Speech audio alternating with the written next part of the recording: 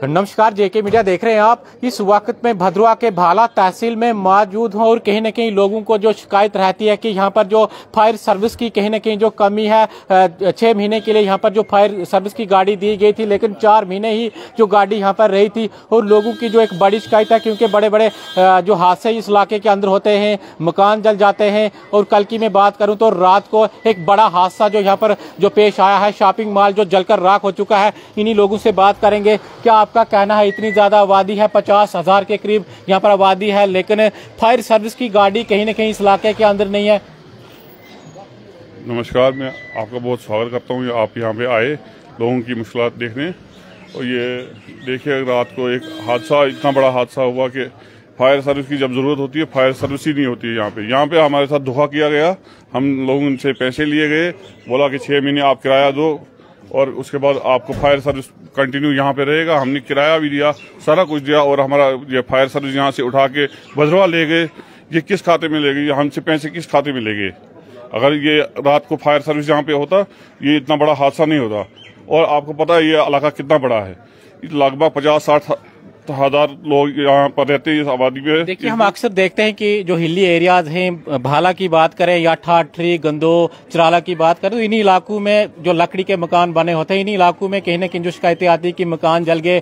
क्यों इन इलाकों को जो नजरअंदाज किया जाता है? हर बार जो सर्दियों के मौसम में हम देखते हैं कि ज्यादातर यही जो इलाके होते हैं जिनमें आग लगती है, लेकिन एडमिनिस्ट्रेशन जो टस से मस नहीं होती। यहाँ पर जो गाड़ी तो दी गई थी, लेकिन कुछ महीने के बाद वापस ली गई। सर, वादे हमारे साथ बहुत बड़े बड़े करते हैं।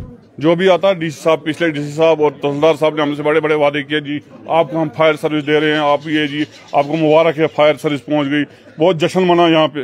मगर लास्ट पे कुछ नहीं, जीरो। ये देखो, अगर आज का ये हाल देखो, ये क्या हुआ। इससे पहले डुगली में मकान जले, इससे पहले पुल के पार आग लगी, कोई पूछता ही नहीं है। मजाक बना के रखा है इन्होंने। इसीलिए हम एलजी साहब से गुजारिश करते हैं कि यहाँ पे जरा नजरसानी करें। चलो, इनसे भी बात करते हैं। क्या आपका कहना, इतनी ज्यादा आबादी जो एक तहसील हेडक्वार्टर यहाँ पर जो माना जाता है, लेकिन जो अफसोस वाली बात यही है कि गाड़ी यहाँ पर जो फायर सर्विस की नहीं है। ये हम अक्सर देखते हैं कि कहीं आग लग जाती है, जब तक गाड़ी पहुंचती है तब तक जलकर जो पूरा सामान राख हो जाता है। जिस प्रकार से हम देख रहे हैं कि करोड़ों का सामान जो जलकर राख हो चुका है। एक शॉपिंग मॉल यहाँ पर था, लेकिन जो टाइमली यहाँ पर जो गाड़ी नहीं पहुंची, जिसकी वजह से इतना बड़ा नुकसान, जो इतना बड़ा खामियाजा यहाँ के लोगों को भुगतना पड़ा। जी बिल्कुल, आप सही कह रहे हैं। लास्ट टाइम भी जब आग लगी थी दुकान में, तो हमारा यही कहना था कि फायर ब्रिगेड जो है वो डोडा या भद्रवाह से आती है। 1 घंटे के अंदर अंदर दुकान की खस्ता हालत हो जाती है।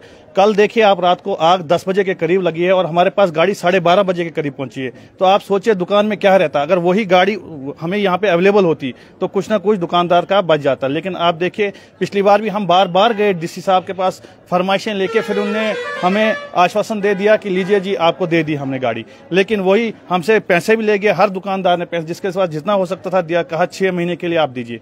लेकिन इस टाइम फिर जरूरत थी। आप देखिए, यही हुआ था हमारे साथ, डुगली में आग लगी थी। सेम यही रीजन था कि फायर ब्रिगेड लेट पहुंची और वो खाक हो जाता है। लेकिन आप लोगों ने रहने के लिए यहाँ पर जो कमरा भी दिया था, गाड़ी के लिए भी जगह थी, फिर क्यों एडमिनिस्ट्रेशन ने गाड़ी को जो वापस लिया? एक तो आप लोग खुद उसका जो खर्चा कर रहे हो। सर, यही तो हम कह रहे हैं कि एडमिनिस्ट्रेशन देखे इस बात को कि हमने क्या किया। हमसे पैसे भी ले गए। हम तो इस बात से खुश थे कि हमारे पास गाड़ी रह गई।